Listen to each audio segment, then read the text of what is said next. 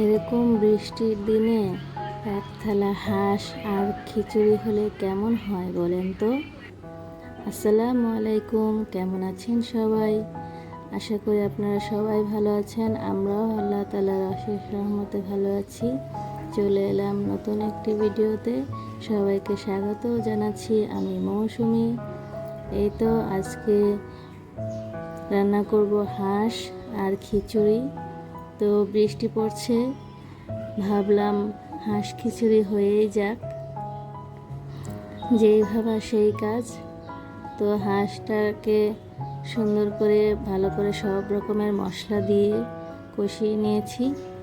আমার বাচ্চারা আলু পছন্দ করে, এর জন্য এটার মধ্যে আমি একটু বেশি করে আলু দিয়েছি।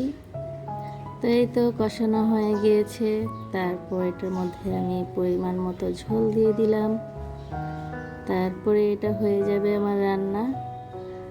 অনেকে হাঁস ভয় করে রান্না করে না, বাজে স্মেল করে, তাই তো আমি রান্না করেছি, এটাতে কোনো বাজে স্মেল হয়নি। তো এই তো আমার হাঁস রান্না ডান।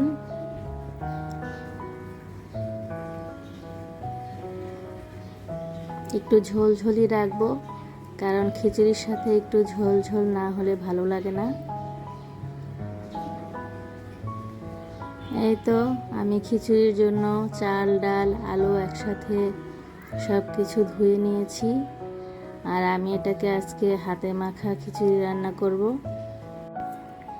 এটার মধ্যে আমি হলুদ, মরিচ, ধনিয়ার গুঁড়া, তারপর কাঁচামরিচ, পেঁয়াজ, গরম মশলা, তেল, লবণ, যত রকমের মশলাপাতি ছিল সব কিছু দিয়ে একসাথে ভালো করে মাখিয়ে নিয়েছি।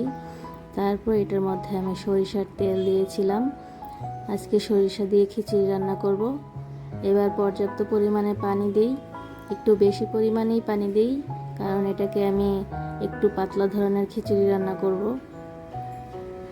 এই তো আমার খিচুড়িও বলক চলে এসেছে।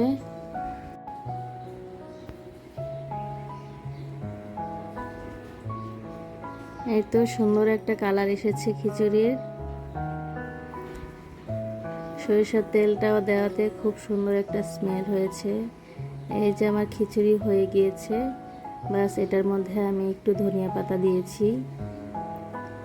পাতলা খিচুড়িতে ধনিয়া পাতা না দিলে এটা ভালো লাগে না। তো এই তো আমার রান্না প্রায় হয়ে গিয়েছে। এখন ধনিয়া পাতা দিয়ে এটাকে নেড়ে চেড়ে চুলাটা অফ করে দিব। বাস আমার খিচুড়ি ডান। এই পর্যন্ত কষ্ট করে যারা আমার ভিডিওটি দেখেছেন তাদেরকে অনেক অনেক অনেক ধন্যবাদ। যদি আমার ভিডিও ভালো লেগে থাকে তাহলে অবশ্যই চ্যানেলটি সাবস্ক্রাইব করে আমার পাশে থাকবেন। সবাই অনেক ভালো থাকবেন, আমার জন্য দোয়া করবেন। আসসালামু আলাইকুম।